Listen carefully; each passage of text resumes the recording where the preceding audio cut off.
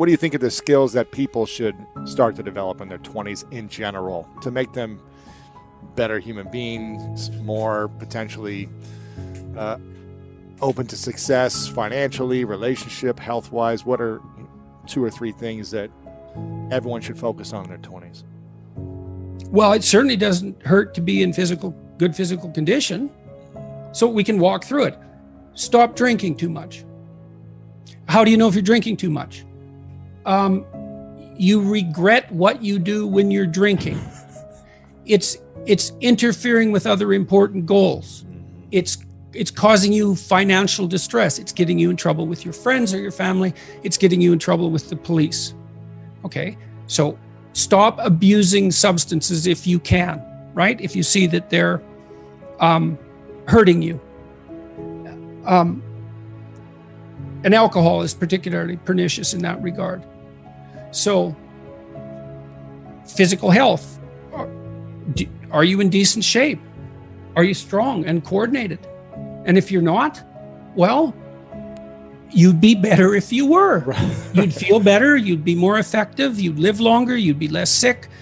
And you really see that mount up. Like if someone's been in shape once in their life, they age way better. And it's also a really good way of maintaining your cognitive ability. Like, you hear about those exercises that you can do online to make you smarter and keep your cognitive ability intact. Yep. Those don't work. There's no evidence that they work. People keep saying that they make you smarter or they maintain your cognitive function. Psychologists have studied that for 50 years, hoping that one of those things will work. Trying all sorts of creative tacks, they don't work. Exercise works.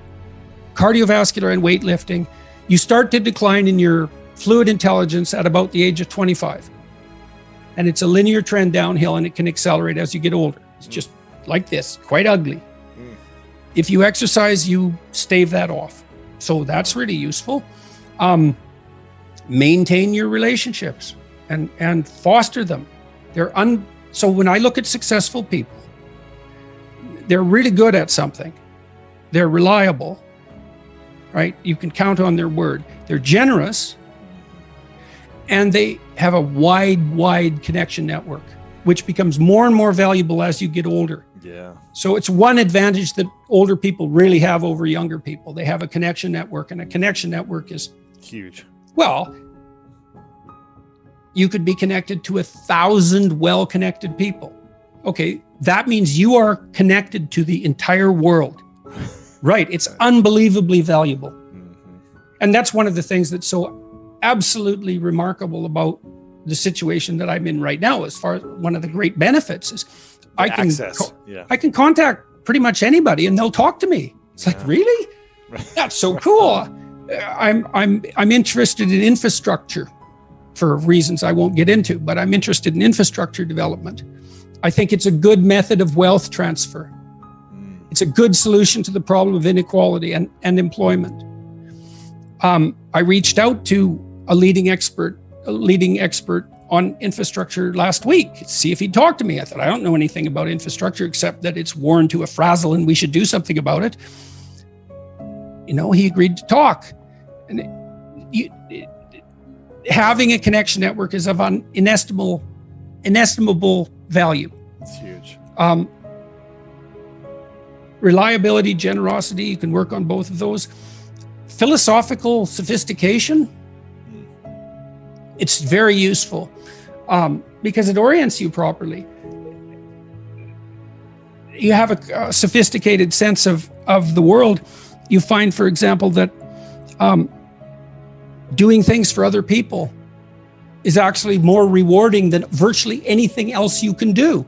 Right. And you hear you should be of service to other people. Well, if you actually watch yourself, you pay attention to yourself and you do something that helps someone else and it genuinely helps them, I defy you to find another experience that is that satisfying. It's actually quite stunning how satisfying that is. And so that's a very useful thing to realize. And why is helping another person the most satisfying thing for probably most people if they're out of their ego of like, I want to buy more things to make me happy in this moment. Why is that such a satisfying thing for human beings? There's no better life strategy. I mean, imagine, I could give you a quick sort of technical example. So imagine I take two people and I say, okay, I'm going to give you $100 and you have to give some of it to the person right beside you. And they can either agree or disagree with the split, but if they disagree, you don't get anything. Okay, so a classical economist would say that the person should take the 100, offer the person next to them $1, and the person should accept it because why not? They get $1 instead of nothing. And that's the solution. But what happens is that if you don't offer that other person something close to 50-50, they're likely to tell you to go to hell. Yes, very. And then you think, get nothing. You get nothing too. You think, well, why would people do that? Because they just reject $50 and who cares? And the answer is, well, we don't just play one game with other people. We play a repeating game. And so imagine we did this. So imagine it's a crowd and they're all watching you. And I offer you $100 and you have to share it with the person next to you. And you say, would you like to take $70?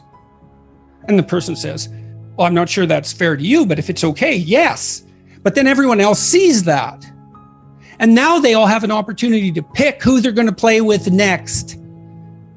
Well, you're not going to get picked last, are you? Remember what you told me? You didn't want to get picked last, right? I did not. Okay, so what you did was you turned yourself into an athlete. A machine. Okay. That was always going to get first. Okay, great. So, but imagine we expand that game. Yes. And we say, you want to be the person that everyone wants to play with. Yep. Well, then all you have in your whole life is invitations to play. Well, how are you going to be that person? Be productive, straightforward, generous. Make everyone else better around you, and they're going to want to play with you. Absolutely. So there you go. And then you get to play. Yeah, exactly. Well, how is that not the best possible deal? It's clearly, see, so the reason, if the ethical argument is put properly, it is by far the most compelling argument.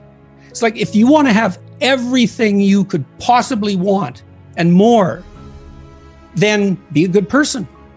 The better a person you are, the more likely that is to happen. That doesn't mean that you're completely protected against getting cut off at the knees. But there's no better strategy.